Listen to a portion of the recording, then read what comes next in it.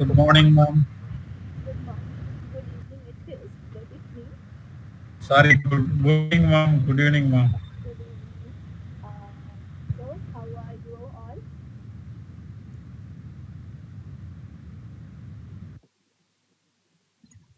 Fine, ma'am.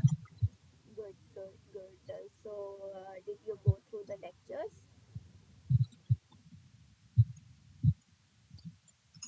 This week's lectures, have you gone Ye- through? Yes, ma'am. I gone through or three, four times, ma'am, but still I not able to solve it in five some. Why? No, because the problem a little bit facing a difficulties, ma'am, getting the same correct answer. Mm-hmm. Okay. What about others? So, how are you? Are the questions really tough, or are are you getting help from our discussion? Yeah, particularly for me, there is I got a doubt in the tenth sum. There is the E plane and S plane that I got a one doubt, ma'am. When P1 row 1 row 2 equal either the value of the pyramidal antenna, Hmm. how to get the P E and the PH should be exactly the same value, right? There is Yeah. not much different, right? Yes, yes. And if they are not equal, then the antenna won't be feasible. Yeah, feasible. Okay, mama. Okay, that is I think reached that one. Anyway, that question I reached that answer, but other four question are facing a still difficulty, ma'am. Okay, okay. So we will solve questions today. So I hope Uh, that those questions will help you. yeah. Okay. So I was asking is are my sessions helpful to you in if you have gone through assignment 4 or assignment 3 and my live sessions were there, so have they helped you or they were just sessions? Yeah, but your session is must very much useful, ma'am. But where you send the link, YouTube link, but we cannot go through that link, ma'am. Why? But I don't know why, but I didn't get that one. Even I tried so many times, I didn't get that one. Maybe I'm not know exactly to go enter that your link and get some idea, but I didn't go through that one. I don't know what is the reason, ma'am. That also I need to inquiry with you. But Okay. anyway, that your session are little very much useful to me, particularly solving the numericals. Hmm, hmm, hmm. Okay, so let's do one thing. I am going to post it again. Okay, you try. Every one of you try if you are able to go to my channel and watch my videos. Okay, Oh, okay, ma'am. I will try. Okay. 1 second.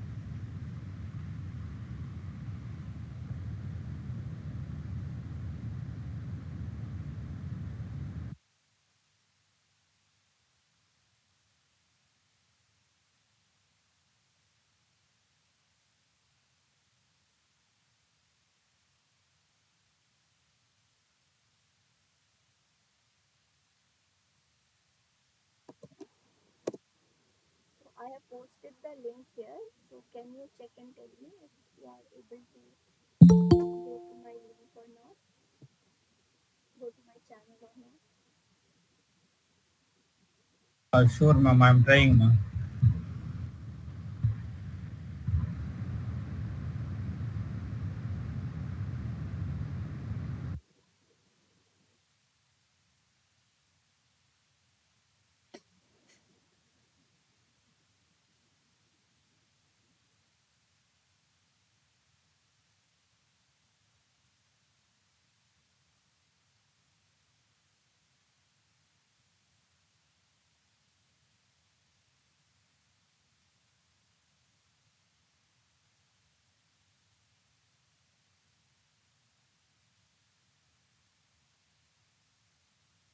What about others? Do you find my sessions helpful to in solving your assignments? Yes, ma'am, it is helpful. Okay.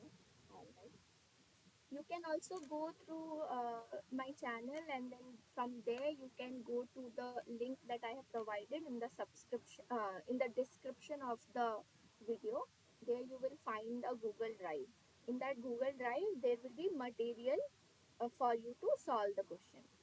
So the assignment or the quiz or the lectures, transcripts, so all that you will be able to find in the drive, Google Drive. Okay.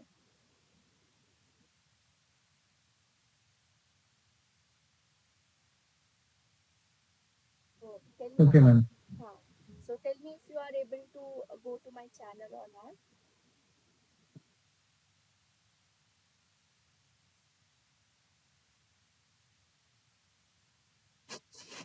Yeah, yeah, yes, ma'am. I got your channel, ma'am, Okay, all right. right now. Okay, Thank you, ma'am. yeah, okay. Good evening, everyone. Hello. So let's start the session then. Today we will be discussing assignment 5 of week 5. I hope you have gone through the lectures of week 5 for of the course E310 by Professor Amitba Bhattacharya. I am Vishakha Pandey and I am doing PhD from IIT Bombay in antennas from electrical engineering. So let's start the session today.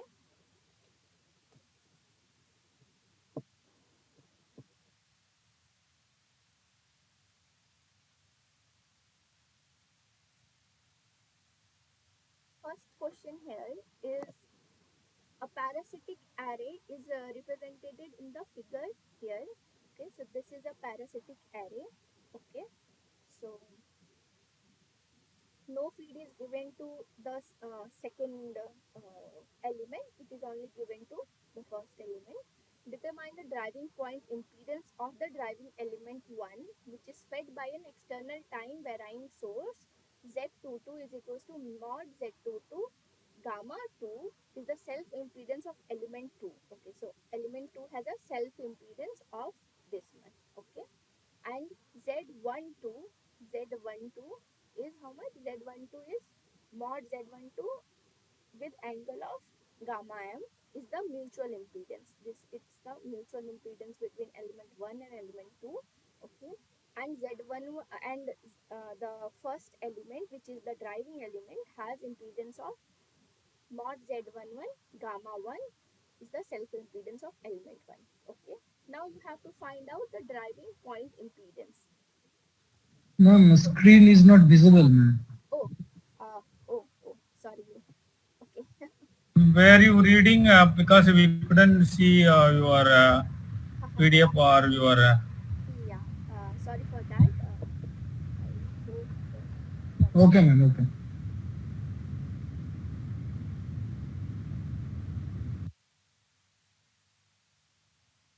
Are you able to see my screen now?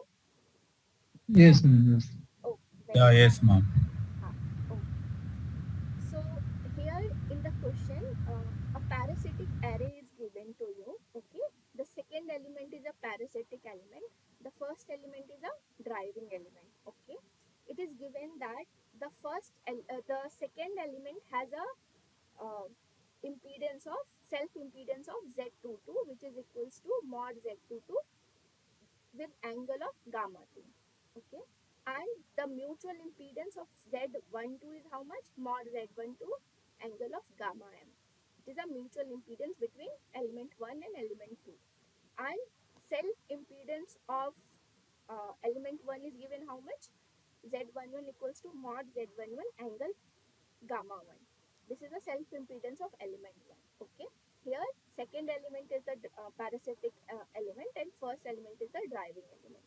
Okay, it is also given that the uh, first element, which is driving element, has a external time varying source. Okay, so what you have to find out, you have to find out driving point impedance. So since the first element is the driving element, driving point impedance will be Z1. So you have to find out Z1. Understood the question? and the length of both of these elements is how much? Lambda by 2. The distance between these two elements is d. Okay, now you have to find out z1. Okay, so for what you have to do is you have to first make a two port equivalent network of this parasitic array.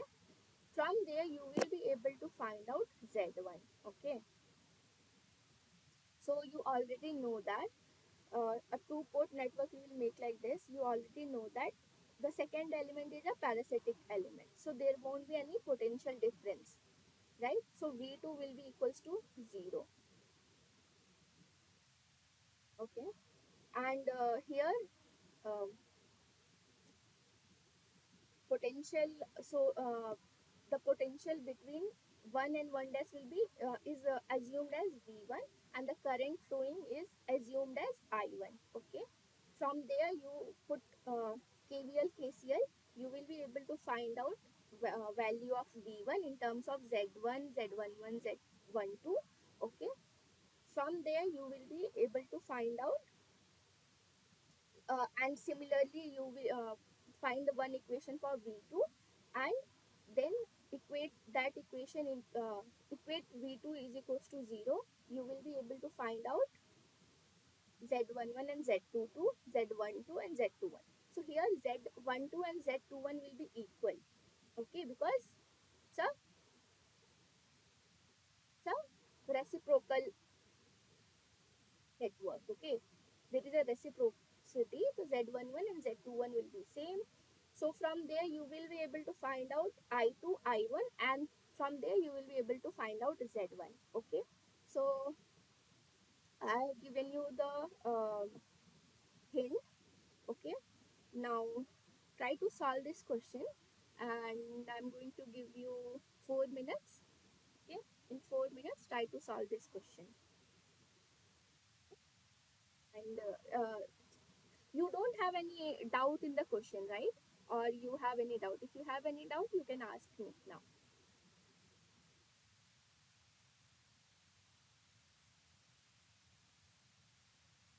Doubt? Okay, then solve it fast. I'm giving you 4 minutes.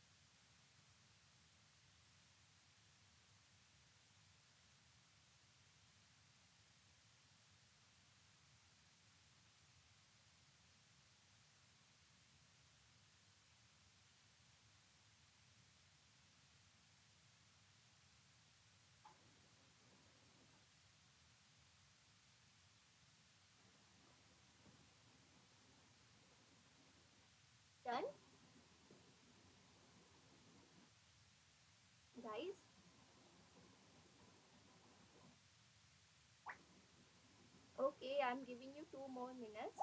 Try to solve the question as fast as you can. Okay, it's simple. Yeah,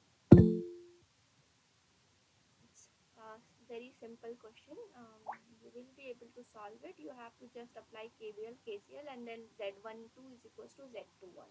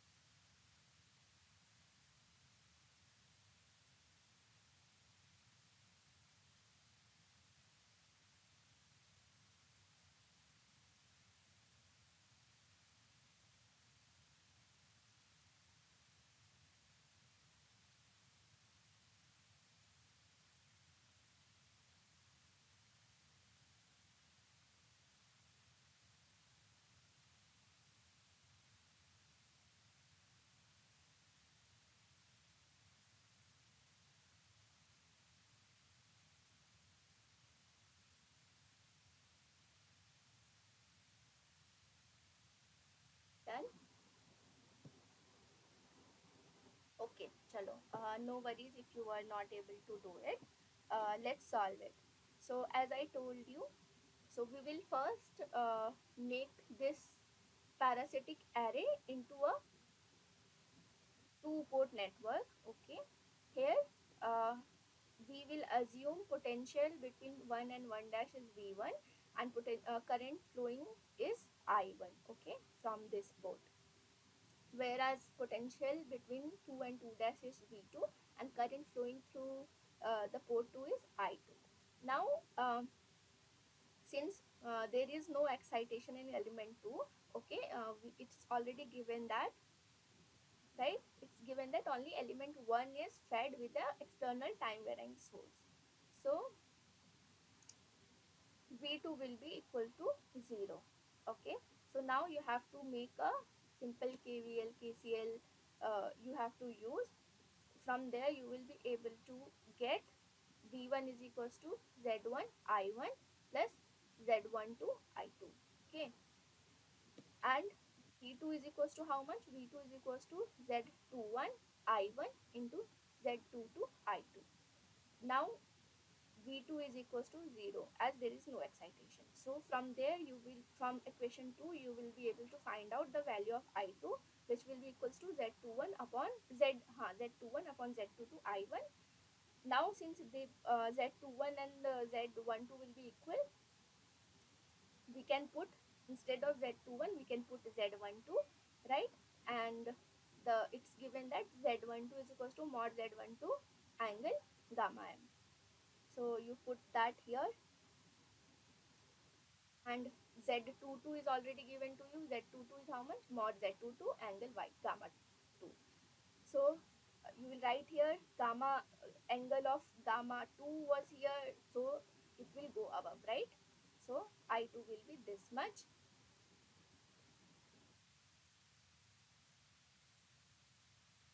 So similarly, we can replace our findings, right, of equation 4 into equation 1. Okay, since I2, we can use the value we have found here of I2 here in this equation, and we will be able to find out V1, which will be equals to this much. Then V1 upon I1 is equals to Z1.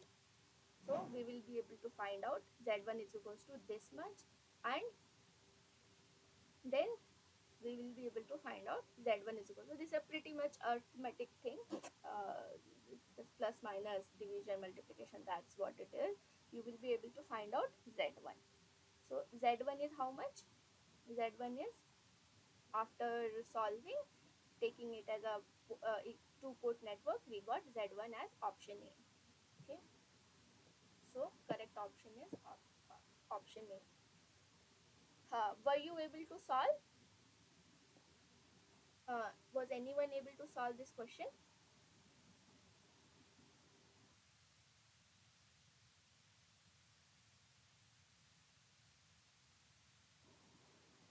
No one was able to solve. It's okay, it's all right. Now that you have gone through the solution, will you be able to solve this question in the assignment?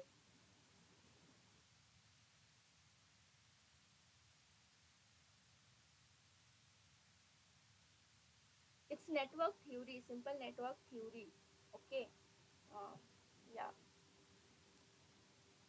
so you will be able to solve this question. I know that.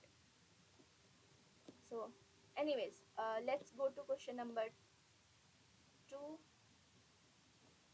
So so for a Yagi Uda array shown in the right, uh, this figure, this is a Yagi Uda array.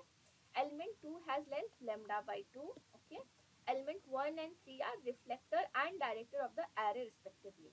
So 1 is the reflector and 3 is the director of the array. Comment on the reactive nature of the director and the reflector. So you have to comment on the reactive nature of element 1 and element 3. Got it? And element 2 is the element 2 has length lambda by 2. Okay, so this was told to you in the lecture. I'm giving you 1 minute. Tell me the correct answer. What will be the correct option? Then we will discuss it. Okay. See, here you have to think in this way that element 1 is bigger than element 2 and element 3 is smaller than element 2. Okay. Now, it was mentioned in the lectures that if it's bigger than lambda 2, what will be the nature? If the element has bigger length than lambda by 2, what will be its nature? If the element is smaller than lambda 2, what will be its nature? Reactive nature. So this has been discussed with you. Try to solve it. I'm giving you 1 minute. Okay, and then we'll discuss.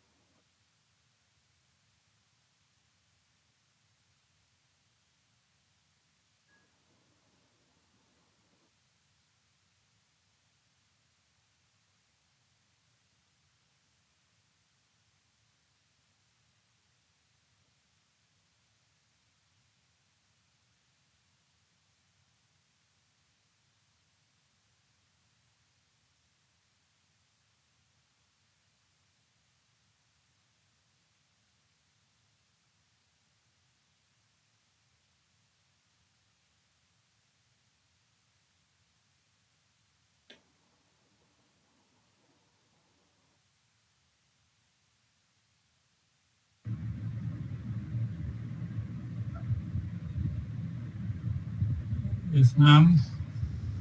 Done?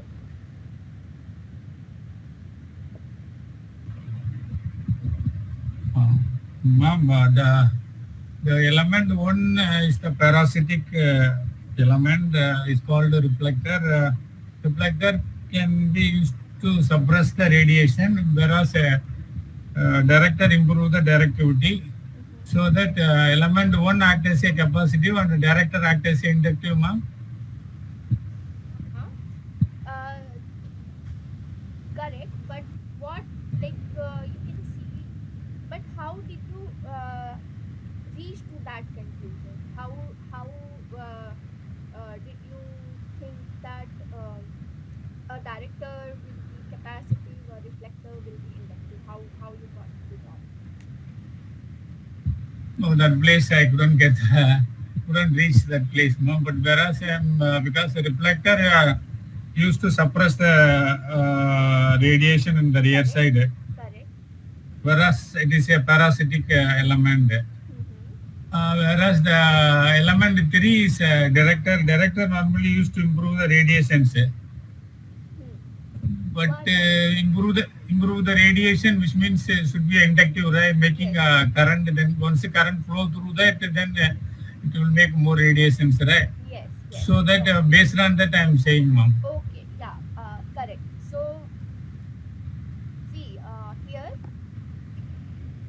what is But happening? no, normally in the free space is a distributive capacitor and a series of distributive Huh. capacitor and distributive inductor, right? Yes. There is no inductor, there is no capacitive. We cannot radiate. The radiation will not happen, right? Hmm. But here we going to predict as a reflector, as a capacitive, or director as inductor. There is I have some doubt, ma'am.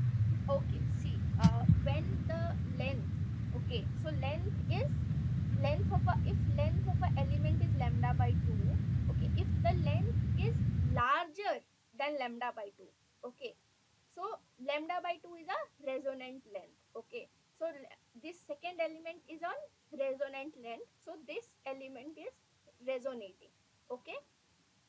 Now, coming to element 1, this element 1 is larger than lambda by 2, right? Here we can see that element 1 is larger than lambda by 2. Now, if it is larger than lambda by 2, it means that it will be inductive in nature, right? And it will reflect. It will reflect the radiation, and it will be a inductive in nature. Okay. Coming to element 3 is shorter than lambda by 2. If it is shorter than lambda by 2, shorter than the resonant length, then it is capacitive in nature. Okay. So element 3 is capacitive in nature, element 1 is inductive in nature. Why? Because it is shorter than lambda by 2, which is resonant length, and element 1 is larger than the resonant length. So 1 is acting as a reflector and 3 is acting as a director. Got it?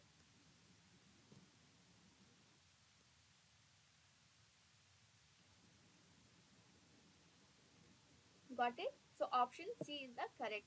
Reflector is inductive, director is capacitive. Got it?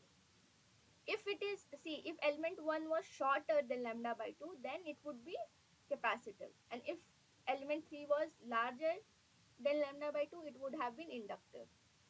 But here 1 is larger than lambda by 2, which is resonant length, so it is inductive. So shorter, then it is capacitive. Okay? Any doubt here?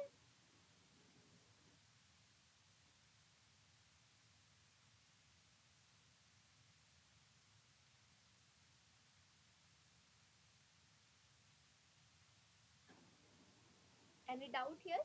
Anyone? No? Okay, let's go to next question then.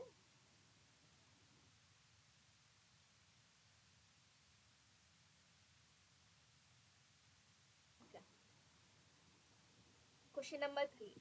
So here, if f of kx ky is equals to in double integration from minus infinity to infinity, fx e to the power plus j kx x plus ky y dx dy represents the spatial Fourier transform of wave fx y, then the value of double integration minus infinity to infinity f kx ky d kx dky will be. Okay. So this question here, The, huh? Go ahead. I think D is the answer. It's the inverse Fourier transform of a spatial transform. Yes, very good, very good. So what you have to do here is you have to apply inverse Fourier transform, and as well as there is another theorem that you have to apply. Can you tell me what another theorem that you need to apply in order to get to the solution to find out this value? Okay, so hint is, What go ahead. what is your question, ma'am? I didn't get you because there is a two technique to resolving that this radiations, but whereas we are using here is not time domain frequency Fourier transform, whereas we are using a spatial Fourier transform. Yes, That we are giving the question itself is spatial Fourier transform, whereas when you are taking inversely Fourier transform, we'll get that answer. yes. So what is your question? What is your question you are No, asking? I'm asking that you have to use one identity to get to the answer. So okay, anyways, Let huh, that is the I was saying that you understood the question, right? Other people, yeah, anyone? yes, What yeah, about, I understood the question, ma'am. yeah, what about others? Ranjit, Sushobhan, Diana, Anshu, were you able to understand the question? So here, see, question is f of kx ky is given this much, and now you have to find out sorry now you have to find out double integration of f of kx ky d kx ky. Integration is from minus infinity to infinity. Now see this here, right? And f of x is given to you, and this is given to you, right? Dx dy, and this is asked to you. So think in terms of, and this is the spatial Fourier transform of function fxy. So this is the Fourier transform basically. So think in terms of um, inverse Fourier transform. Okay, first you do the Fourier transform, and then you try to find out the answer by Parseval's identity.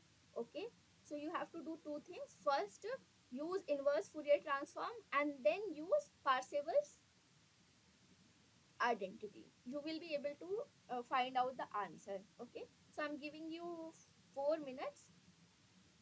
Okay, and I am giving you the hint as well. So are you able to? Huh. So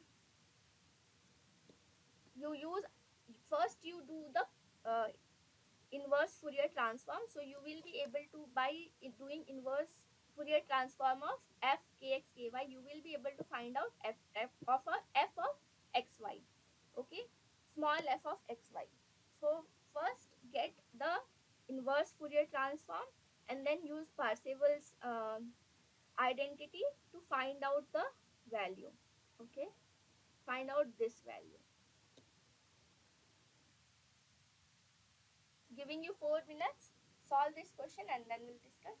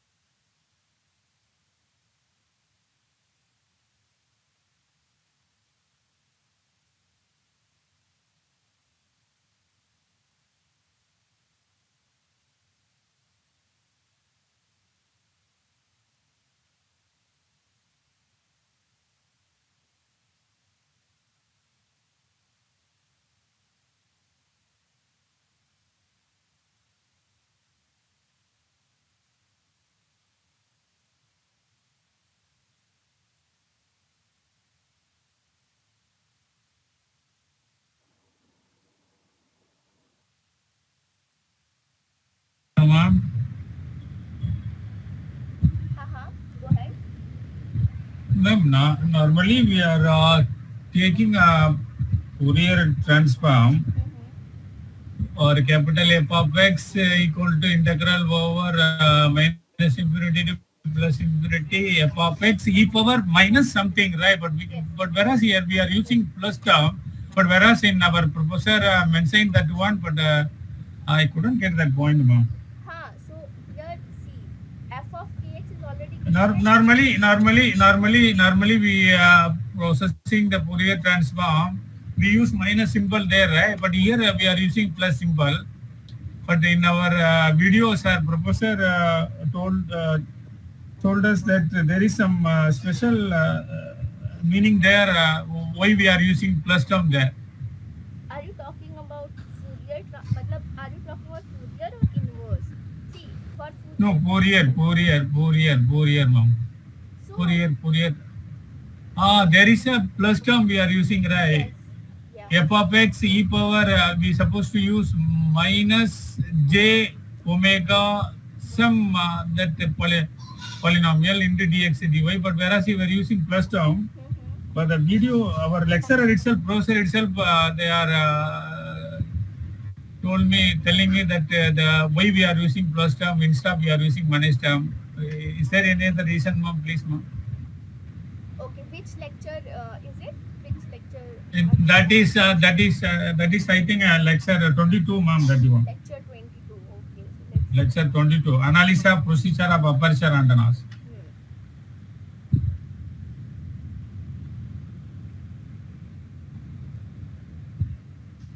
Yeah, here itself. Yeah, correct. Exactly, ma'am. That one. So here it's k of x. So k of x is itself a complex number actually. Yeah, correct. Okay, so when x is simple number, but when we go for k of x is itself a complex number, and I also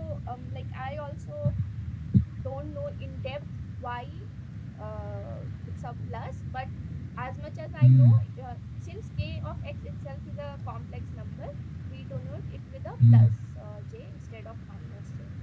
Okay, okay. Yeah, Yes, yes, sir ma'am. has discussed this. See. Normally, that in a real Fourier transform, that particularly either in a time domain or frequency domain, we use minus term, Yeah. e power minus j omega x something. But whereas here we are using plus term, ma'am. Huh. I think there is something, though something there, ma'am. Yeah. So here it's a see. But our professor point out that in the lecturer 22, particularly professor was Yeah. So point out that that plus term. see. Why it is done like that? Because x is special Fourier transform. So whenever we do the Fourier transform in time domain, then we use t. But when we are using x, then we use a when when we want to have a special Fourier transform, then we use x. Okay. So Okay. here, see, here sir has written that t is not equivalent to x. Okay, so t is time and x is special in special domain. Okay, so here instead of t we are using k of x, and omega is corresponding to x. Okay, so this is why we are choosing positive instead of negative, because it's not completely time domain, it's a spatial domain. So time domain we use minus, whereas for spatial domain we use positive. Here, see, if you go through this thing here, Okay, ma'am. Okay.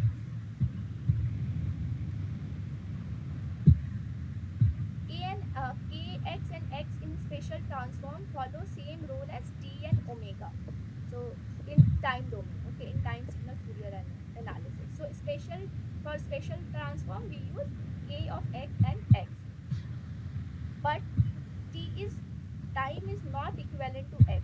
Okay, and t is corresponding to kx and omega is corresponding to x. Okay.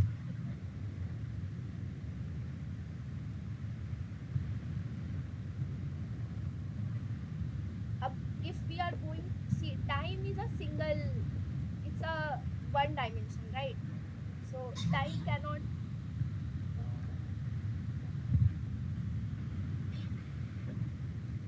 time is one dimensional, 1D.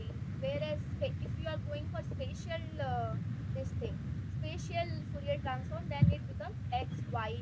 So it becomes two dimensional. So this is what is happening, and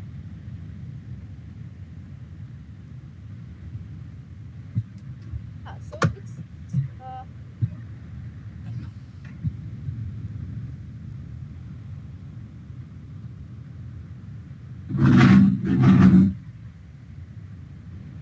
one second, huh?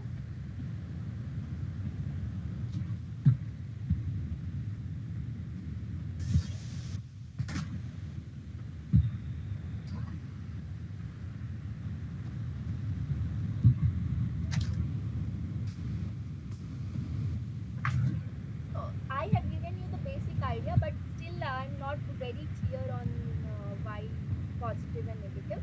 So I will get back to you. Either I will make a video of it and post it on my channel. Okay, why positive and negative, why it's negative and why it was Okay. positive. Okay. Okay. Thank you, ma'am. Hmm. Anyways, we were on question number.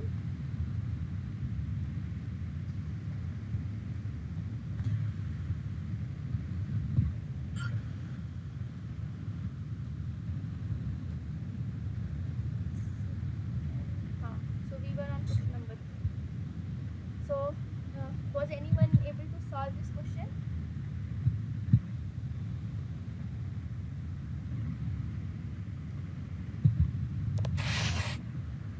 No? Okay, all right, don't worry. So what you have to do here is, here you can see that e plus j of kx plus ky. So this, from here you have to do inverse transform. First you find out f of x of y. Okay, so inverse transform is will be given something like this. Now you have to use Parseval's identity. If you know Fourier transform for time domain, you would know a Parseval's identity. You would have been taught Parseval's identity. So from there, you will be able to find out double integration of f of xy d of x of y dx dy is equals to 1 for basically this term, minus e to the power minus j. So just this. Yeah. So we'll put it here. You will be able to find out the what you will be able to find out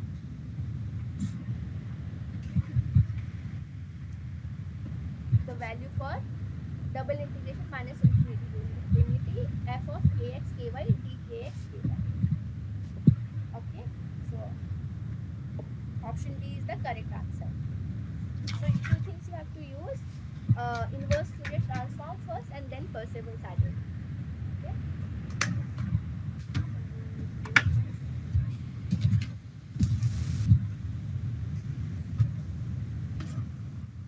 Yeah. Okay.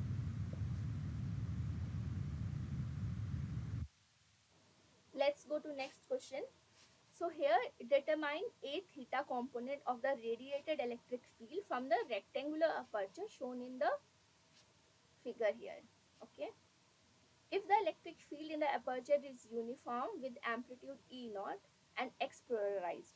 Okay. So this is the rectangular aperture. Okay. Here coordinates are given to you. This is plus a by 2. This is minus a by 2. So length will be how much? A, right?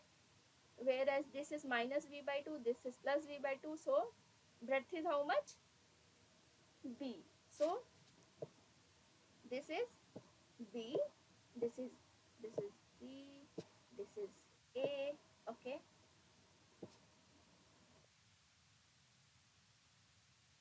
what else? And it's written that the electric field in the aperture is uniform and amplitude is E naught and X polarized. So amplitude of the electric field is E naught and it is X polarized. Now you have to find out A theta. For that,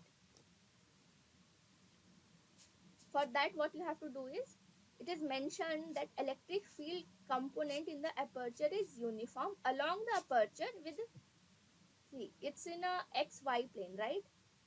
The aperture is in xy plane, and the electric field in the component is x polarized. So mathematically, ea can be written as, electric field in the aperture can be written as ax dot e naught. And aperture is from where to where? X is from minus a by 2 to plus a by 2. See, this is the, sorry, this is the field in positive x-axis, right? And E naught is the amplitude. So E of aperture, electric field aperture, sorry, electric field in the aperture is how much? EA, which can be given as AX dot E naught. Now, now from where to where? Our aperture is from minus A by 2 to plus A by 2, and in y axis it is how much? In y coordinate it is how much? Minus B by 2 to plus B by 2. So E of A is how much? AX dot E naught. Now what you have to do is, you have to find out electric field component using Fourier transform. So E of A can be given as, since the aperture itself is in xy plane, E of A can be given as, sorry, E of A can be given as E kx comma ky is equals to 0. Sorry, kx comma ky comma 0, since it is not in the z plane, so it's a 0 here, and kx ky e. Okay, now what you have to do is, you have to find out f. Okay, uh, f is equals to fx ax plus fy ay plus fz az. Now we already know that the electric field is only in x polarized, it does not have any component in y field. So this will be 0, fy will be 0, fx you have to find out. Fx you have to find out from where to where? Minus a by 2 to plus a by 2, minus b by 2 to plus b by 2. Okay,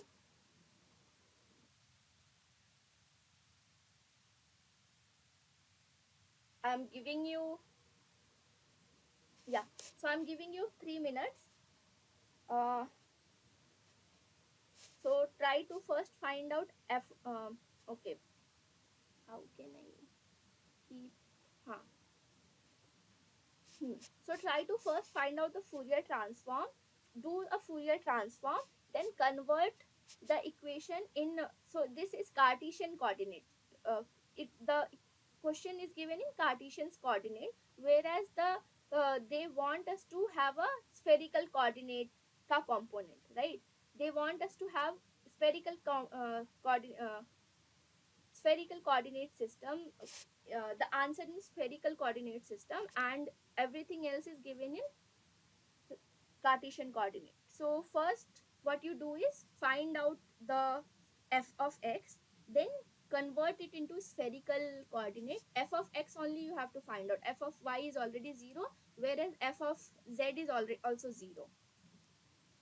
Okay, so first find out that, and then convert it into spherical coordinates. You will be able to find out the f of x and then e of theta.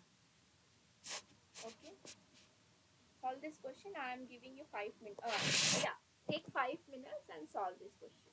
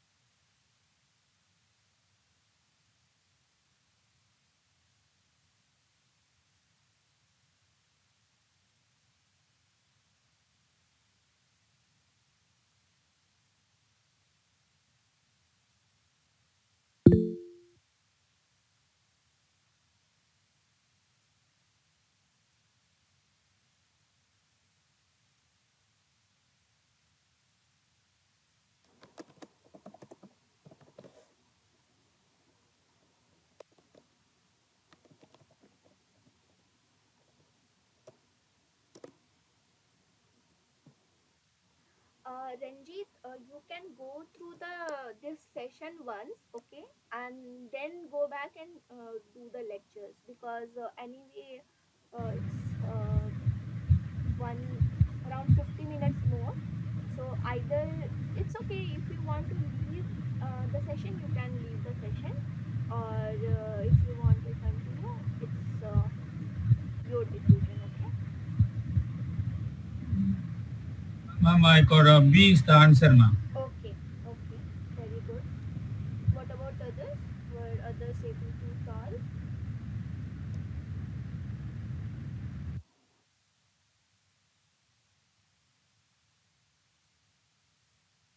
Uh, okay, all right. So let's go through the solution. Okay.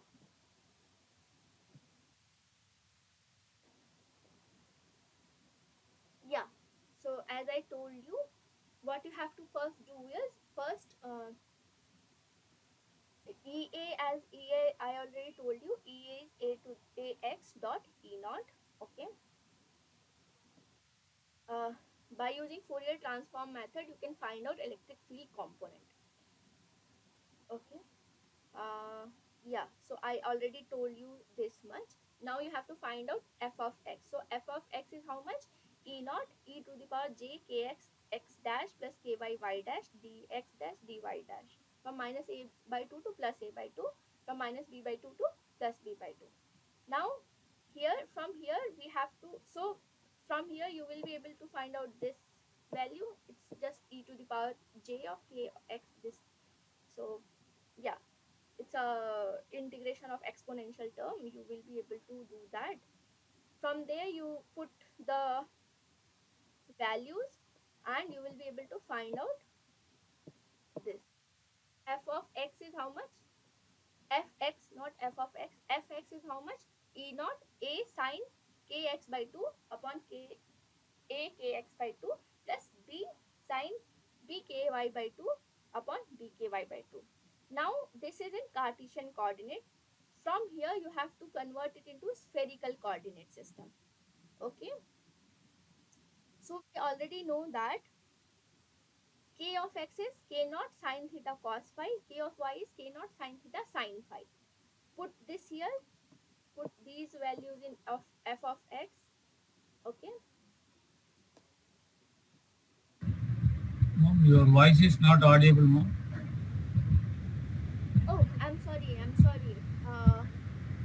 Till where were you able, was I uh, till where did you get me? Was I audible in, was I not audible in the whole question, or I got muted in between?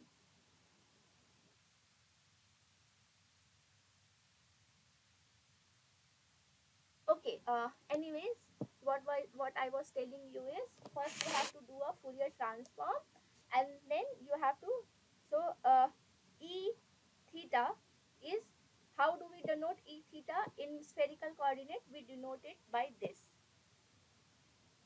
formula. Okay, this is given to you by sir in his lectures.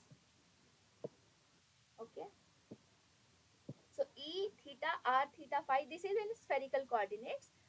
So j k naught e to the power minus j k naught r upon 2 pi r f x cos phi plus f y sin phi. So fy is 0, right? Only fx you have to put. So fx, from here you put it in this, put it in this equation. Only fx, fy is already 0. Okay, and you will be able to find out the this value. See, this is as it is. Okay, in f of x is this much cos phi, and this is in x. So first you have to find out, first you have to do kx, convert kx into k naught sine theta cos phi, convert ky into k naught sine theta sine phi. Put all these values, you will be able to find out this value. Okay, so correct answer is option B. You just have to, it's C. One thing is, it is you, बहुत बड़ा दिख रहा है तुम्हें ये, it you can see that it's a big huge terms are given to you, but you just have to copy paste, like from here you just have to put the value of fx, and from here you just have to put the value of kx and ky. So even though you might feel like okay it's such a heavy terms are given to you, when you solve it, it does not have any that much of tricky part to do. It's just simple putting all the values in the equation. Okay, someone is saying something. And please send the link of previous lectures. Okay, I will send you the previous lectures after I finish the session. I will post the lectures here. Okay, so you can go through them. Okay, Ranji.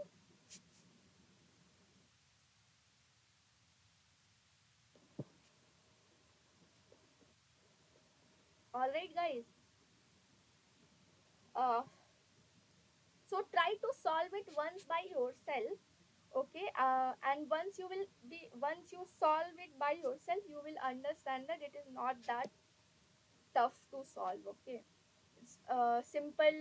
Everything is given to see. This is given to you in the lectures, this is given to you in the lectures. You just have to put the values. You here it's given that it is x polarized, so that means that fy will be 0, because the electric field is x polarized, and it has a uniform amplitude of E naught. Okay, so you will be able to solve it. Let's go to question number 6. Ah, any doubt, anyone?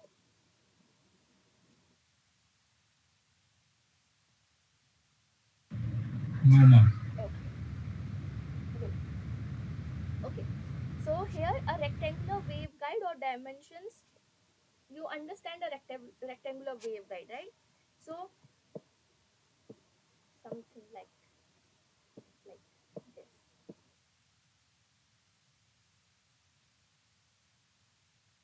So a rectangular waveguide of dimensions a is equals to 7.21 centimeter, b is equals to 3.41 centimeter is operating at 3 gigahertz in dominant mode.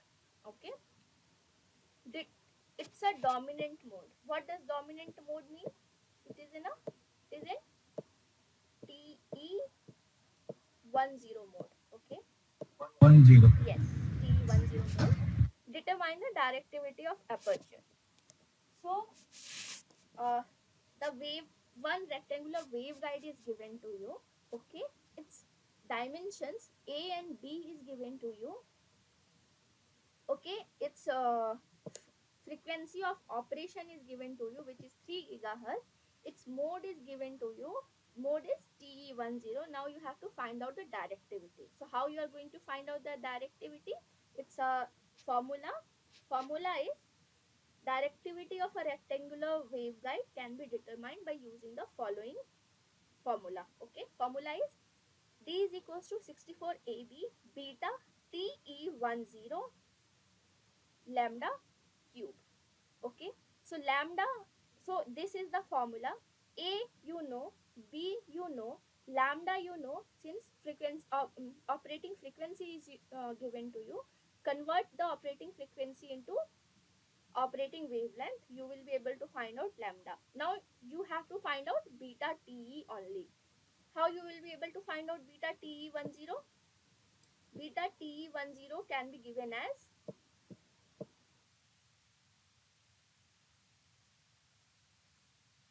TE10 is how much? Pi 4 upon lambda square No, it's minus 1 by a square under root. Okay, so beta TE10 is pi 4 upon lambda square minus 1 by a square. Okay, under root of 4 upon lambda square minus 1 upon a square into pi is beta TE10. Now find out beta TE10. You already lambda, you can get lambda by how? C is equals to, sorry, lambda is equals to C by F.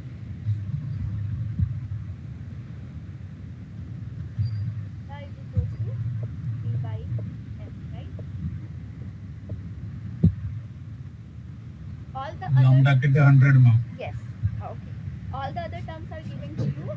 Try to solve this question. I'm giving you 3 minutes. Okay. Someone is saying something.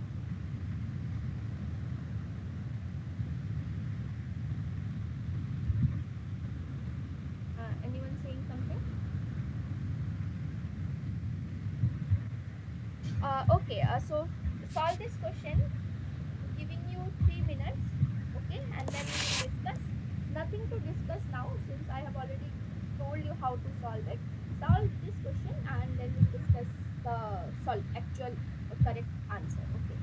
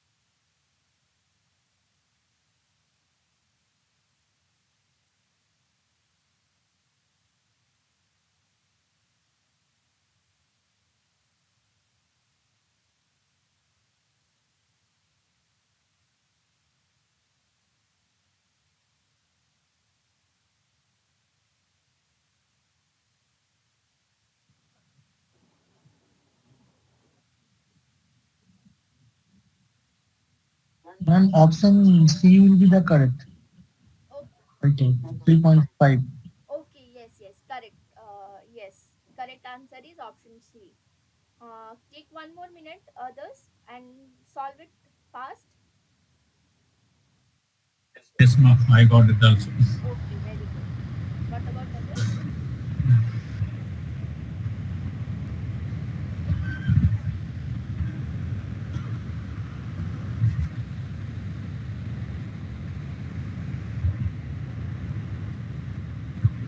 0.47 nearly.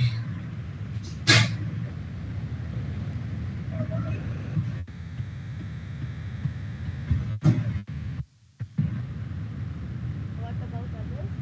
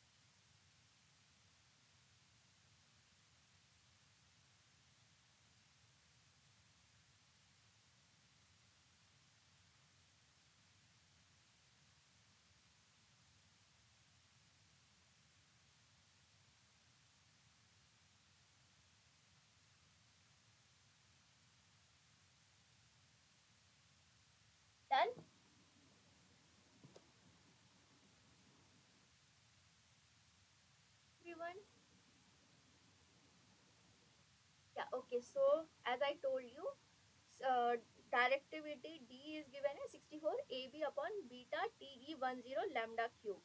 From here, you will put the value of lambda, which is equals to 10 centimeters, and put the value of beta TE, which is equals to pi under root of pi lambda square minus 1 upon a square. Put these values, you will be able to find out beta TE10, which is equals to 45.26. Now put all the values, and directivity will be how much? 3.476, which is approximately close to 3.5. So correct answer is option C. Now let's go to question number 7. Any doubt, anyone? Yeah. Okay. So let's go to question number 7 then. Question number 7 here says that determine the flare angle of an H-plane sectoral horn antenna. Okay, H-plane sectoral horn antenna is given to you. It is operating at 11 gigahertz. Now this horn antenna has directivity of 12.12 dB. Okay, it is fed by a rectangular waveguide having dimension. So, one second.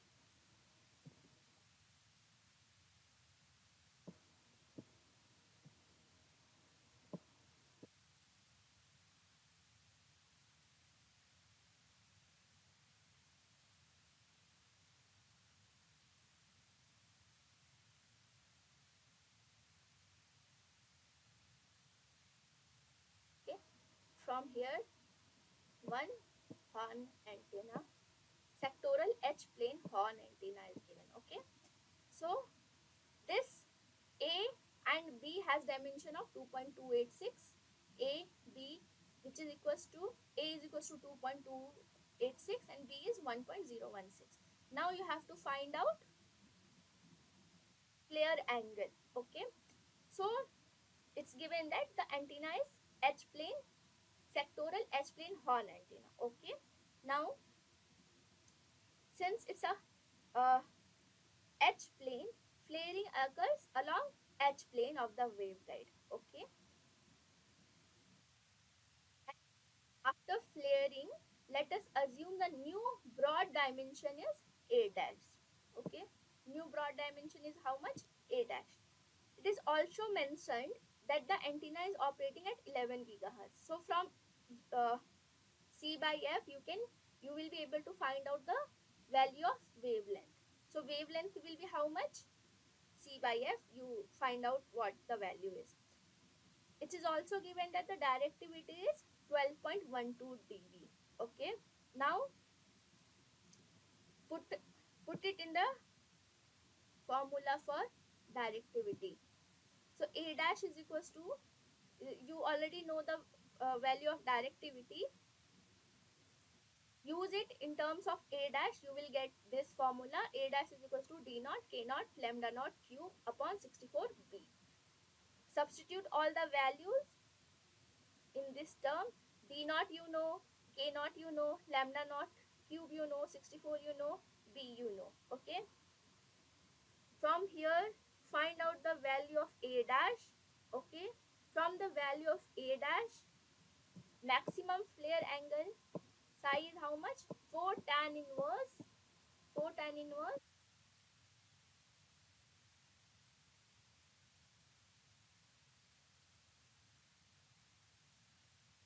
lambda naught upon 4 A dash. Okay, so first find out the value of A dash. Okay, put it in this term, you will be able to find out psi. So first find out this value of psi. You will be able to this psi will be in terms of radians. Convert it into degrees, you will be able to find out the answer. Got it? So first step you have to do is get the directivity formula. This, put all the terms, find out the new A dash term. Okay, after getting the new A dash term, you put it in this formula, in the psi formula. You will be able to find out the new maximum flare angle psi. After finding out psi, the value is in will be in radian terms. Convert it into degrees. Got it? Do it. I'm giving you 3 minutes.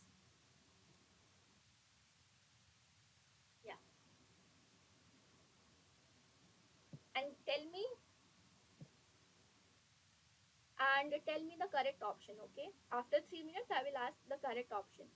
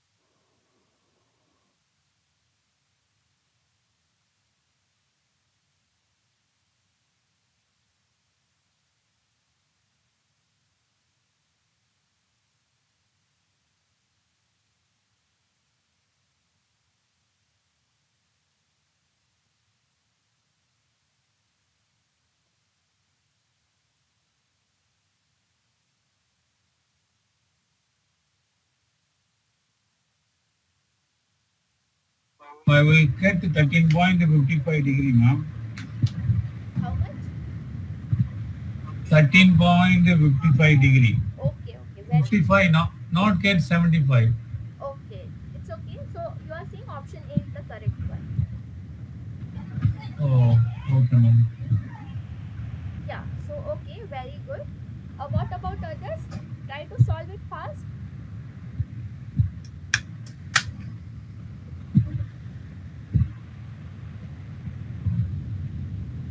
I'm giving you 1 more minute. Try fast, try to solve it as soon as possible, okay?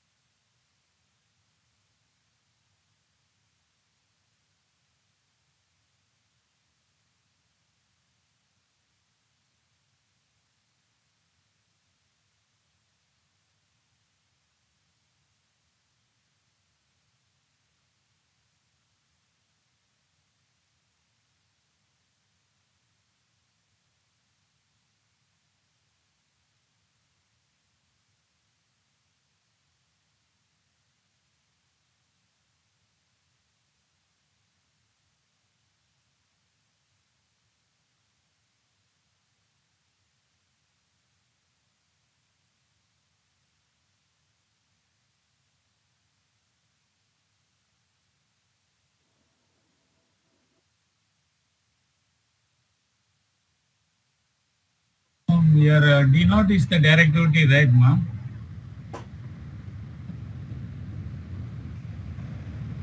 Yes.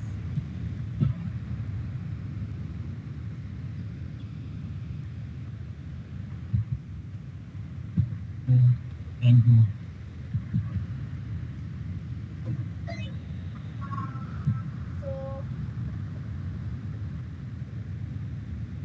So, anyone else? Anyone else got the answer? You have got the answer. Okay, no worries. So, D naught is given in dB. So first convert that into, it's in dB. You have to convert it into normal numbers. Normal Yeah. value. So how much it will be? It will be 10 to the power 1.212. Okay. Into K naught. K naught is how much? 2 pi by lambda naught. So K naught is 2 pi by lambda naught into lambda cube. So lambda naught will cancel, and here lambda naught square will come into 64 B. So again B is given in centimeters, convert it into meters. You will be able to find out A dash, which will be equals to 0.114 meters. Now maximum flare angle will be how much? 18.7. Maximum flare angle will be, it will be maximum allowed phase error criteria. So from maximum allowed phase error criteria, we will be able to find out maximum flare angle. It is given to you that maximum flare angle will be how much?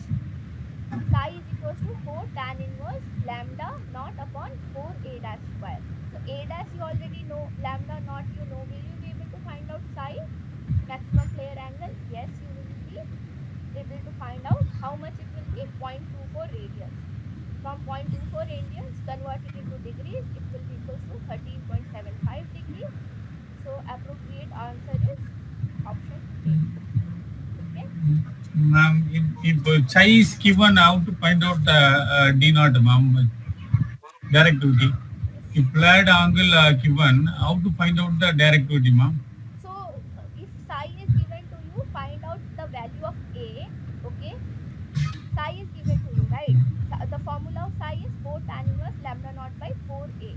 So from psi by, put it psi by 4 tan. No, the angle on the angle in terms of degree is given the chi is a flared angle, and then ask us to find the directivity. What is there any other formula to find out the directivity, or the same formula only, right, ma'am? Same formula. So what you have to do is first convert the radian into degrees.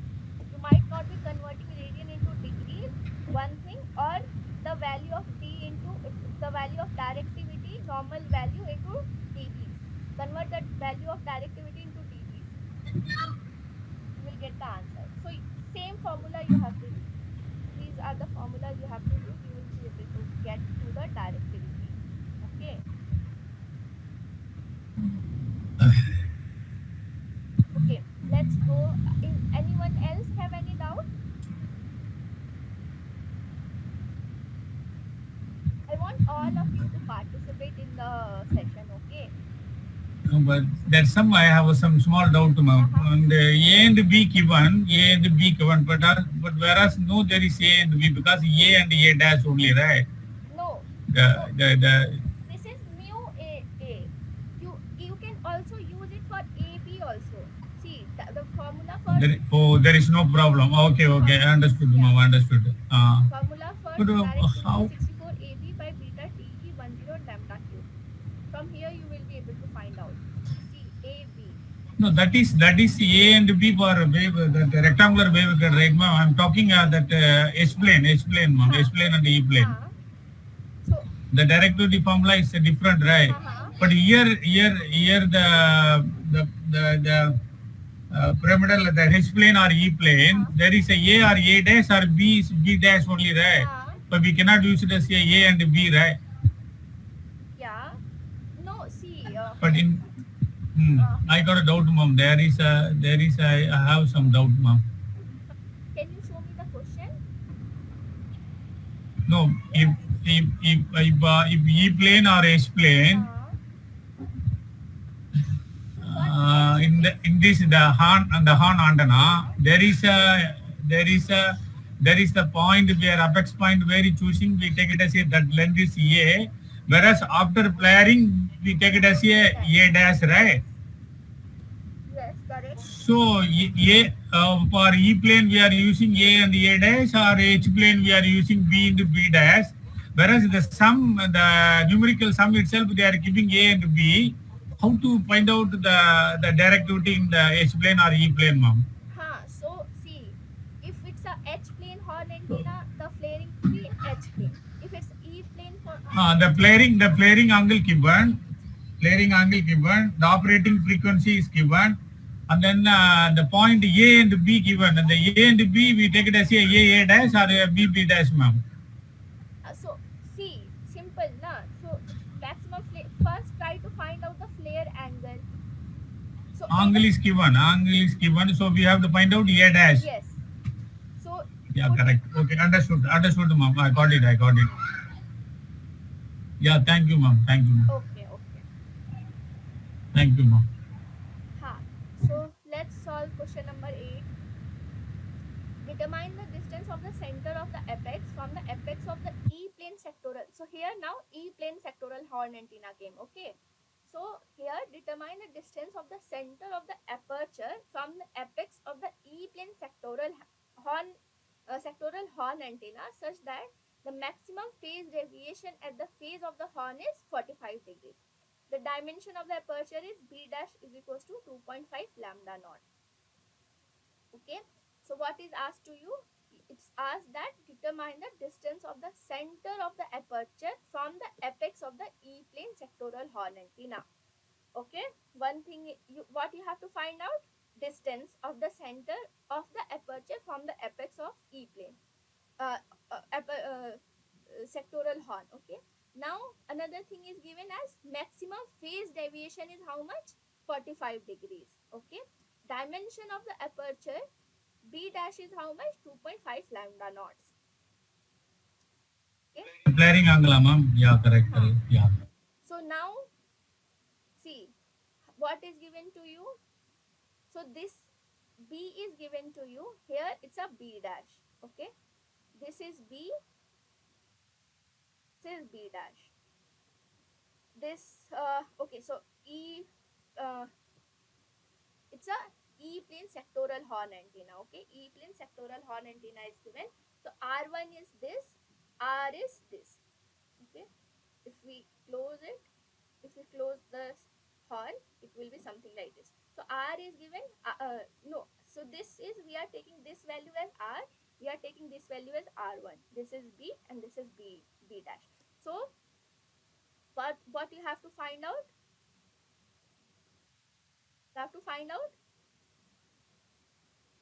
value of R. You have to find out the value of R. Okay. Okay. And what is given to you? All the other things are given to you. B dash is given to you as 2.5 lambda naught. Maximum phase deviation is given as 45 degrees. So maximum phase deviation is given to you. That means K naught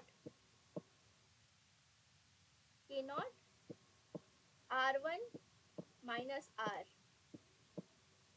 Maximum phase deviation is given to you is how much? 45 degrees. If in terms of radians, it is pi by 4. Okay. So first use Pythagoras theorem. Okay. Use Pythagoras theorem and find out the value of del. Value of del is how much? Del is equals to, It's negligible, right, ma'am? no. Del is you have. I will tell you what you can neglect. Okay, what value you can neglect. So del is R1 minus R. Okay, and maximum flare angle is K naught R pi by 4. So first R plus del whole square is R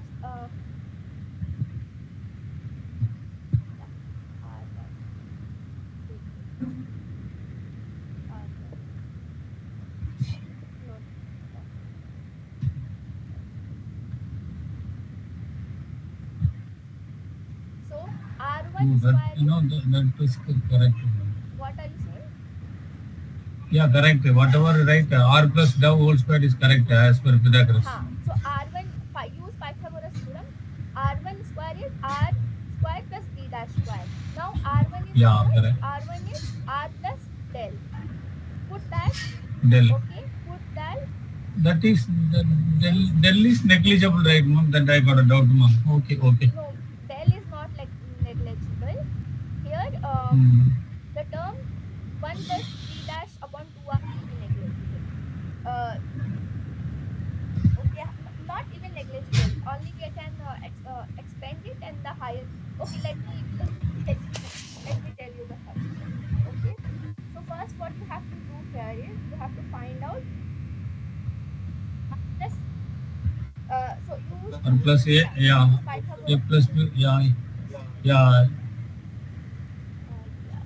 A second. b square equal to A square plus B square. Yeah. One second. Now I'm muting you. Let me tell me, and then we can discuss. Okay. So here you have to find out the value of r. Okay. How you are going to find out? First, use Pythagoras theorem. R1 R1 square is equals to R square plus B dash square. Then what you do is you expand R1. You expand R1. R1 will be how much? R plus del. Okay. Now we will be able to find out the value of del. The value of del will be how much? R square plus B dash by 2 whole square to the power 1 by 2 minus R. From here, from this term, find out the value of del. Okay. Now, when you find out the value of del, since B dash is far lesser than R, B dash will be smaller than R. Okay. So, this term 1 plus, I here got doubt, ma'am. R plus del whole square, right? Then how you take out the R from right side? yeah, see, R A plus B whole square, right? That one. so no. So R plus del, okay, you, Whole square, yeah, right? Whole square, right? R plus dou whole square. yes, Yeah, which means R square you plus don't 2R don't dou. do that. Don't do that. What Uh, we are doing here is R plus del whole square oh, yeah. equals to, This is going to be as like identity, right? A plus B whole square identity, right? don't do that. Don't do Okay, that. ma'am.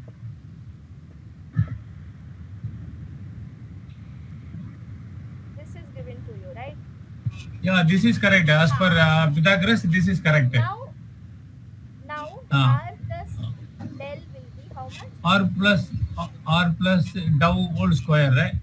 Yes. This will top. This square goes to this equation. This square goes this side. So it will be under root. So it will be under root of Okay. R Oh, square. okay. Okay. And Okay. then del will be Okay, ma'am. R square plus B dash by 2 square under root minus R. So this then Yeah, you are R. taking root both sides. Okay. Yes. And then put this R this side. Okay. So it will be something like this. Now, what you have to do is we will expand this term binomially, and then we will neglect all the higher order terms, and the value of del will be how much? 1 upon 2r b dash by 2 square. Okay, we will neglect all the higher order terms, so del will be something like this. Now that you have got the value of del is how much? 1 upon 2 r b dash by 2. Okay, now try to find out other things you already know. You know the value of other equations that I have already told you, that is k naught r1 minus r is equals to pi by 4. Use the value of del, okay, and try to find out the value of r. From these equations that I have written here, as well as these equations, you will be able to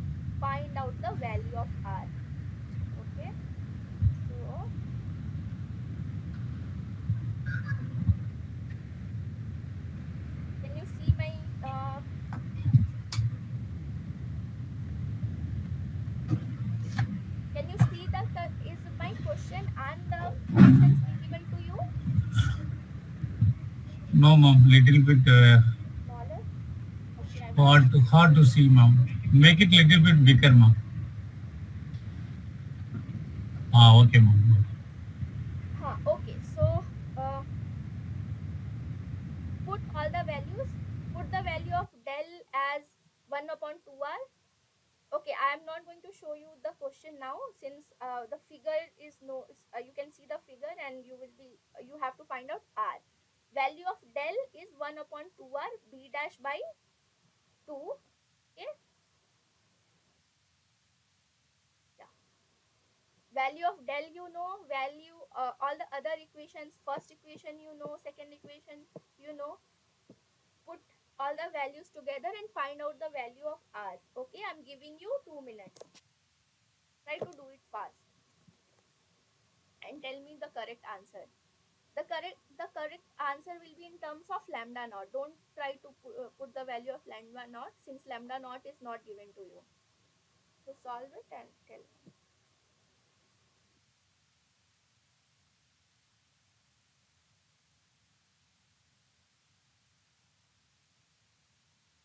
Giving you, do it fast.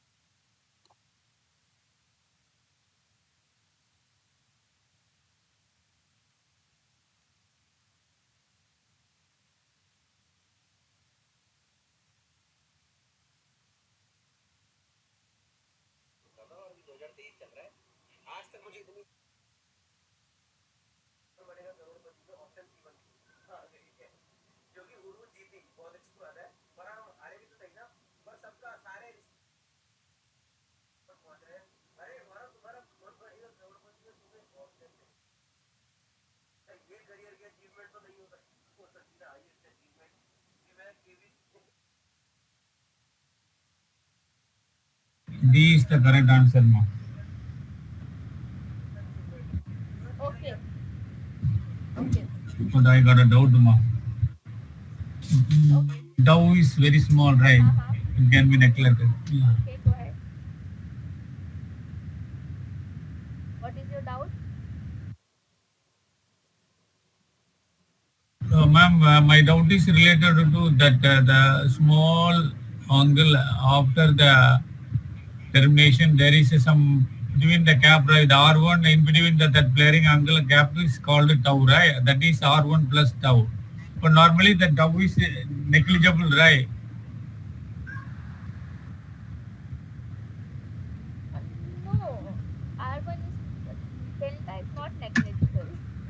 No, no. When you using Pythagoras, R1 plus tau whole square equal to R square plus B dash by 2 whole square. Huh. That is nothing but we take it as a constructed angle triangle, then OB square plus AB square plus BC square, right? Something like that. So when you that angle in between that the distance, the end of the before B dash, there is a small gap that is called tau, right? The tau normally neglected, right? Mm, That is small, not neglected. It is very small, right? yes, B dash is very small. Correct. B dash is small. If B dash, see, if B dash is small compared to R, okay. If B dash is small compared to R, then still delta won't be neglected. See, all the difference is made by the delta only. So you cannot neglect the Not value of not delta. neg. Uh, What you are asking, I'm not getting. some on the del only, ma'am. The del only on the related del only. I have doubt, ma'am. Haha. The small angle, right? That del is a small angle, right? Because whereas you are mentioning the R1, this is the length of L, the flaring angle L, right? Hmm. Flaring angle And L. L, What? Flaring angle. and then I'm not saying that the flaring that the open the two the angle deviation that is chi, whereas the R1 we take it as a maybe we can call it as a length that L plus there is a small angle, small distance between that end point before the B dash, and that there is a one mark there, right? That is called the L tau distance. Normally, the tau distance we are going to be take it as a small and going to be neglected, right? Yeah, I mean depends on the question. I don't know Oh, what kind okay, of ma'am. question, Okay. like what kind of question you are solving. So see, if it's a waveguide, na, so there won't be del. But if it has a the wave horn antenna connected to it, then there will be a del, Hmm. and that del won't be neglect. You Hmm. cannot neglect the del. Okay, ma'am. Okay. I will check that one. Yes. Okay, ma'am. Yes. Since see, this b will be small. This Since this b will be small, this b dash will be small. Yeah, B small. Yeah. Yeah, of course. B, Uh, Go ahead. You have muted yourself. Go ahead. yeah, B is very small when comparatively B dash, because B dash is Huh. of course is a higher, broader area. Yes. So sometimes when this angle is small, right? Hmm. When this angle is small, Hmm. you can neglect delta. No, but where I am talking, once we when you are playing the Yes. angle is a rectangular waveguide, then we are make a closely completely that angle that become to the cylindrical, right? Yes. Yes. Then you can neglect. The, Then this, delta will the, be zero. ah, ah, Yeah. yeah, very good. When we are making a cylindrical, Huh. there is that is the cap is called down. Yes. And that can be neglected. Yes. Okay, But okay. when Oh, good, mom. Thanks, mom. huh, When territory is a rectangular waveguide, we cannot neglect, right? uh, when no, so yeah, so if it is like this, let's say if sorry, so depends Yeah, on the correct, ma'am. angle. I got your point ready. Now make it as a cylindrical. We can use to rate as a tell as a small, but we cannot use as a cylindrical. Maybe we can keep it as it is, whatever the value. No, no, see, if it has a wider opening, right, if it's like this, you cannot neglect delta. If it is smaller opening like this, Uh, just sorry, so if it is like this, okay, okay, ma'am. Okay, so ma'am. if it has a Thanks, ma'am. smaller opening, then you can neglect delta. If it has a wider this thing, then you cannot neglect delta. Okay. Yeah, okay, okay, ma'am. Thanks, ma'am. Hmm.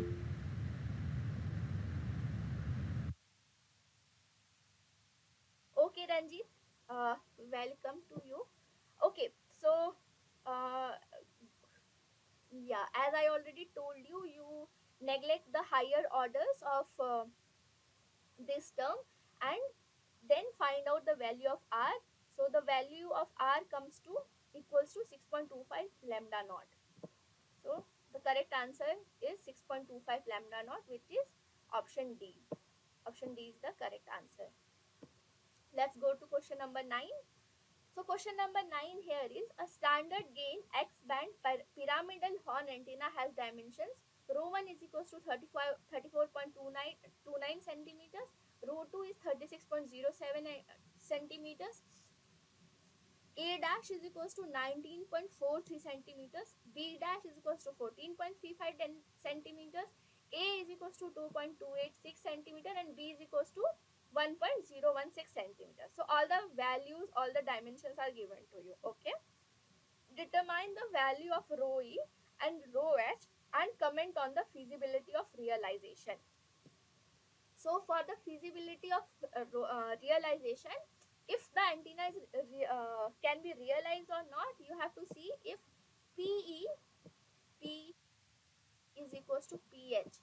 If P is equals to PH, then it is feasible. If P is not equals to PH, then it is not feasible, not realizable. Okay, and you have to find out the value of rho E and rho H. So how do you find out the value of rho E and rho H? square plus b dash by 2 square under root of rho 1 square plus b dash by 2 square. And rho h is how much? Rho 2 square plus a dash by 2 square under root of rho a dash by 2 square. Okay. So rho 1 is given, rho 2 is given, a dash is given, b dash is given, a and b, all of the values are given to you. I have given to you the formula. Wait, I will hide it so that you solve on your own and tell me the answer. I will delete. Okay. Now I already only formulas are given to you. So find out the value of rho e and rho h first.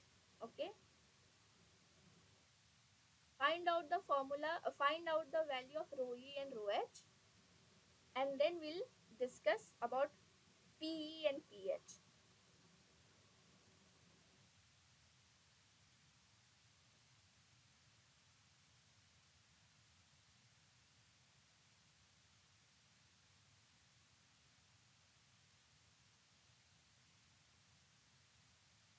Yeah. Find out the value of rho e and rho h.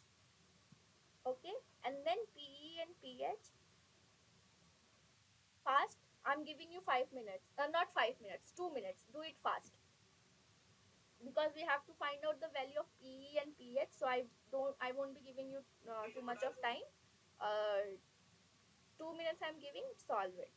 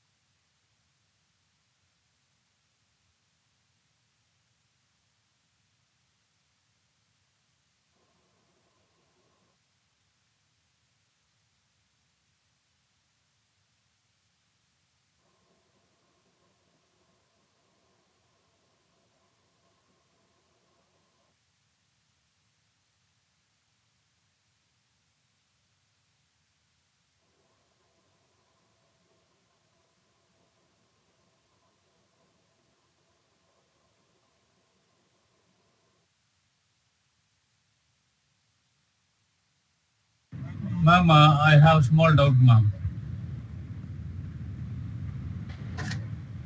Yeah, go ahead.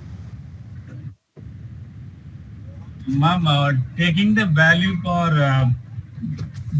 PE, that is PE or PH, that is E plane or H plane, uh, where where it is for P plane we are using A dash or BB dash, or H plane we have to use A dash or BB dash, ma'am. There is any other constraint there, or we can have anyhow, ma'am?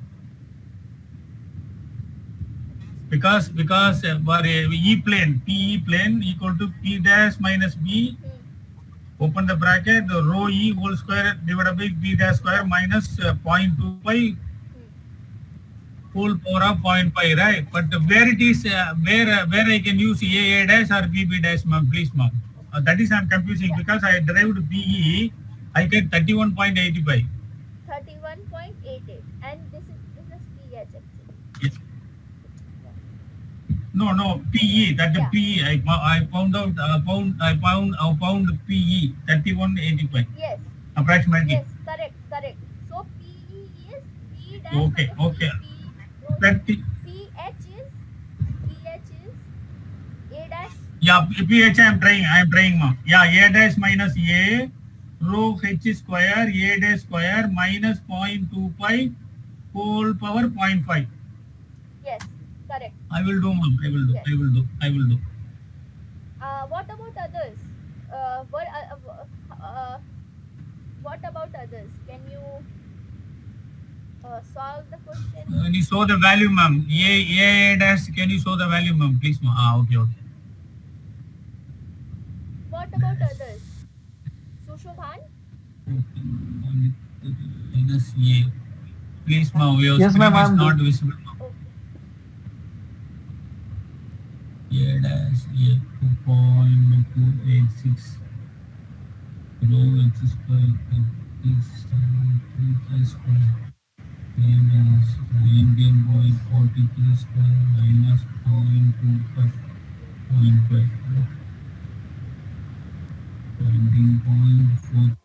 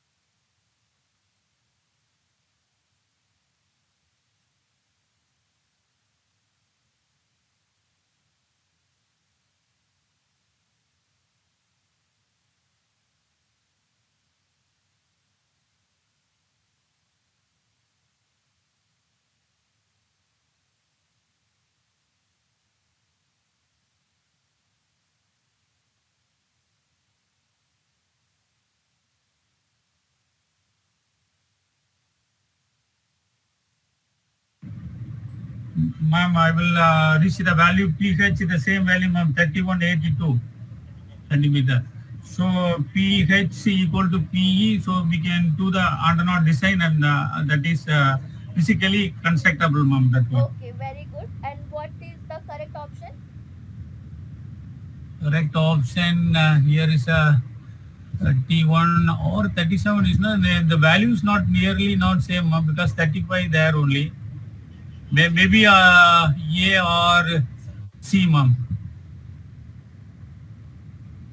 For the value 35 zero something. No, no. Oh, sorry. Not that value. That is row E only. So maybe that 3503 and 37. I think A, ma'am.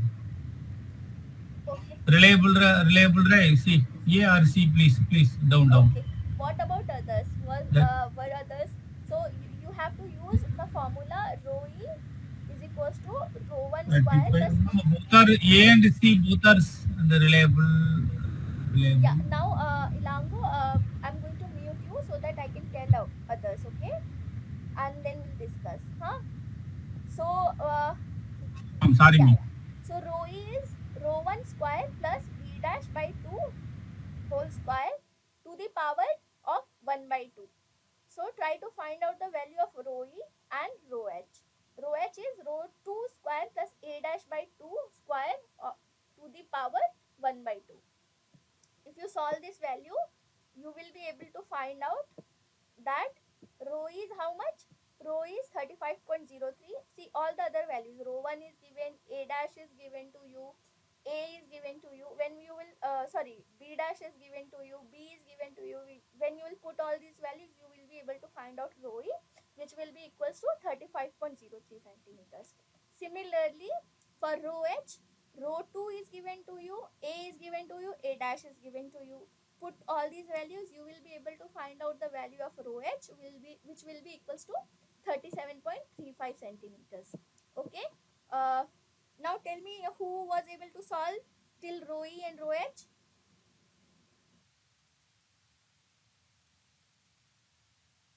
Yes, ma'am, I have done this. Okay, very good. Rho equal to 35.03 centimeter and rho is equal to Okay, 35.35 okay, centimeter. very good. What about Brianna?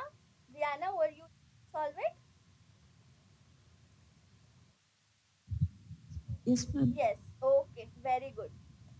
So yeah, and we already know that Ilango tried have already solved it. Okay, so very good to all of you, and I do not expect Ranjit would have solved it since he is uh first time he has joined the session.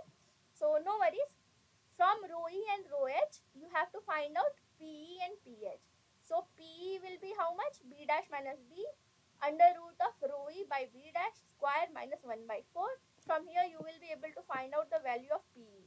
Similarly, pH will be A dash minus A under root of pH upon A dash square minus 1 by 4. From here, you will be able to find out pH, which is equals to 31.88 C.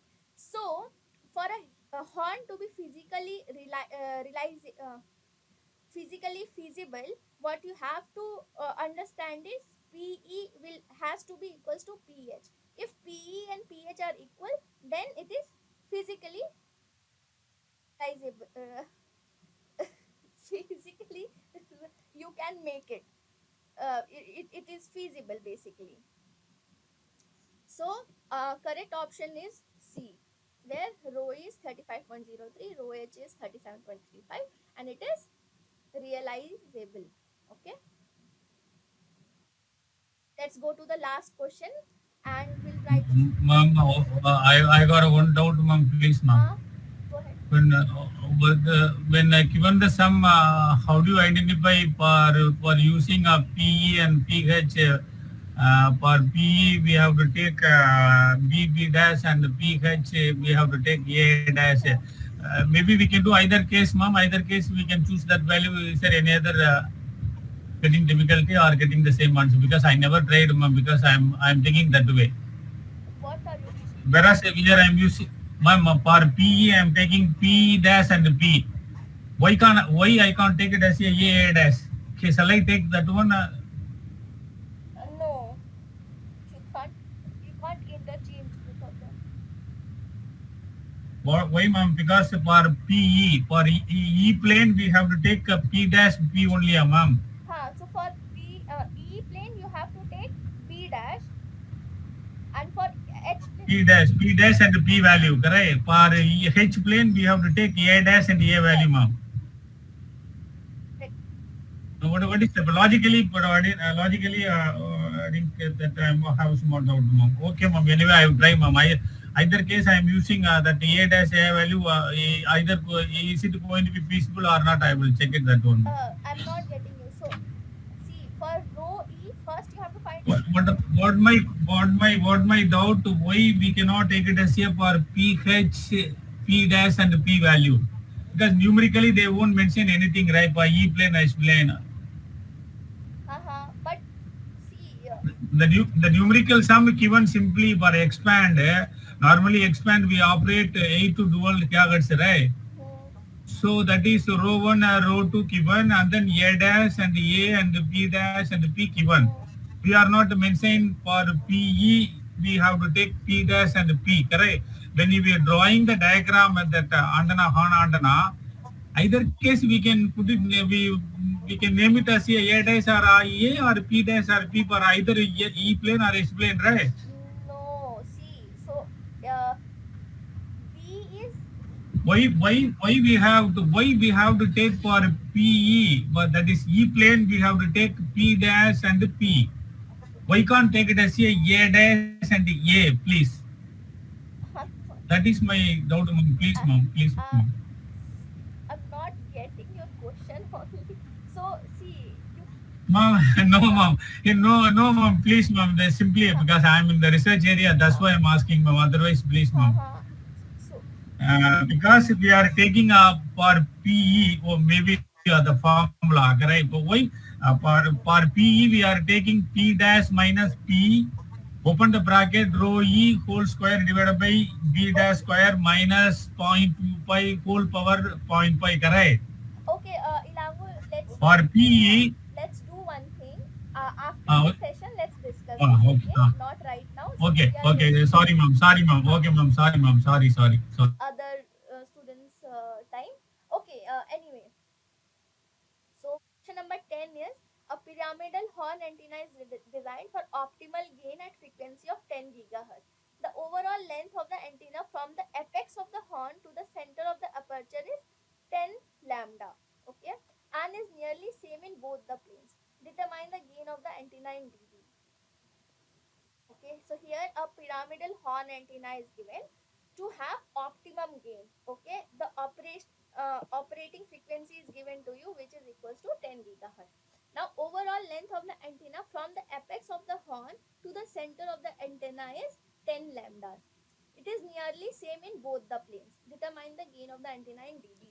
So you have to, at the end you have to find out the gain. Okay, so for horn antennas, the directivity and the as equal, since horn antennas are very efficient. So we know that directivity is equals to efficient. Sorry,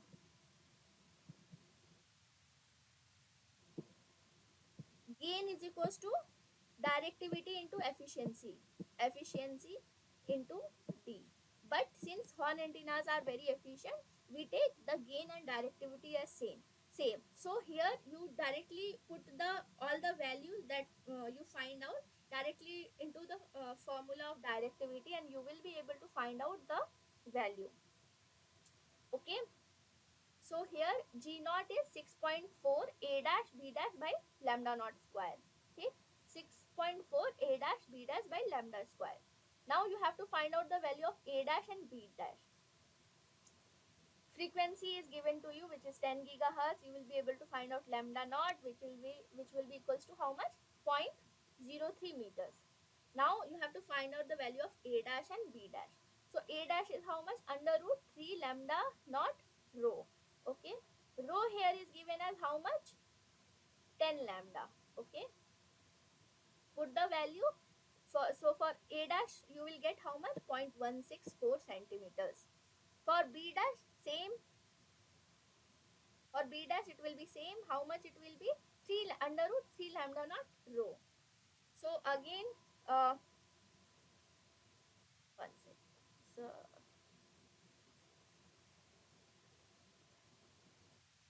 2 lambda naught rho, 1 second, huh? Yeah, it's a 2 under root 2 lambda naught rho. So 2 lambda naught rho, not, that's why Ilanko, now you get it. We cannot change a and b because the formula changes. Anyways, so b dash is how much? Under root 2 lambda naught rho.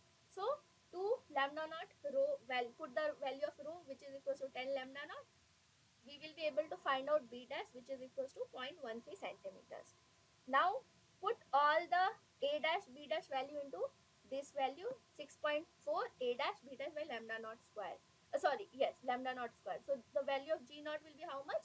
156.27, and convert this value into dBs. It will be equals to 21.93. So the correct option is option A. Got it? First you find out the value of A dash, then B dash, put it in the G value of G naught. You will be able to find out the gain. Convert the value into G naught dB. You will be able to find out the value of gain, which will be equals to 21.93 dBs. Okay, anyone has any doubt here in this question?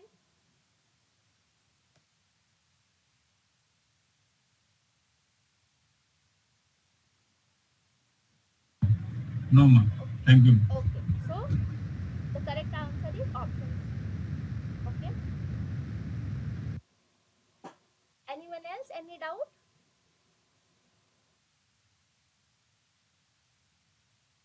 Okay, all right. So if no one has any doubt, then let's end the session. Ilangu, we can discuss it after others leave.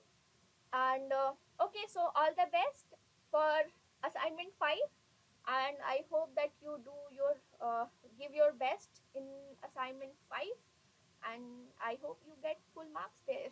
So all the best. Bye bye. Bye bye everyone. You can leave if you want to. Thank you, Yeah, ma'am. Thank so you. you can leave if you want to, and if someone has any doubt, you can ask me now.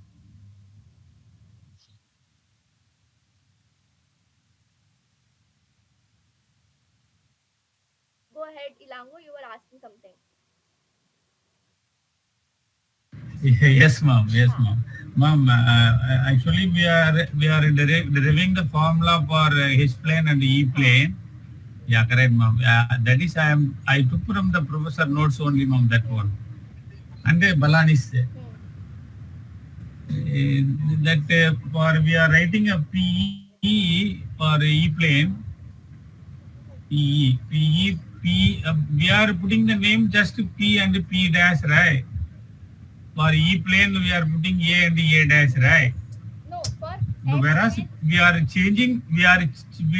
just changing for E plane A and dash. If you change the value, is there anything when we changes that is I got a small doubt, ma'am. see, But it's not a big issue, ma'am. I will try, ma'am. see, That one see. I will try So myself. what is happening here is PE is in Ah, terms of it is for ah. E plane. Okay. So PE is E P plane, dash yeah, P yeah. and everything. For H plane it is PH and Ah, it has A dash A and everything. Now if the antenna is feasible, ah. if the antenna is realizable, Yeah, correct. If the two numerical changes for E plane and A and A dash and yeah, for H plane P and P dash just changing. Is there any other happening, yeah. ma'am? So That is my yeah, doubt. so if if the antenna is realizable, you can interchange PE to PH. So PE and PH Hmm. can change Okay, okay. Oh, if right, it is right. realizable. So if so I got it, ma'am. then you can interchange a P once you know P and Yeah, PH, yeah. you can interchange it here. है Uh, ना? yeah, correct, So ma'am. Yeah, got it. so then you can interchange P Ah, dash A dash. ah, ah, Got it? P ro. ah. So Correct, correct. Okay, ma'am. Okay, ma'am. Very good, ma'am. Thanks, ma'am. hmm. But then you also make sure that see if you are taking row E, then you take P. If you are taking row H, then you take A. Yeah, Okay. yeah, correct. Yeah, that is very important. Yeah, correct, ma'am. Correct.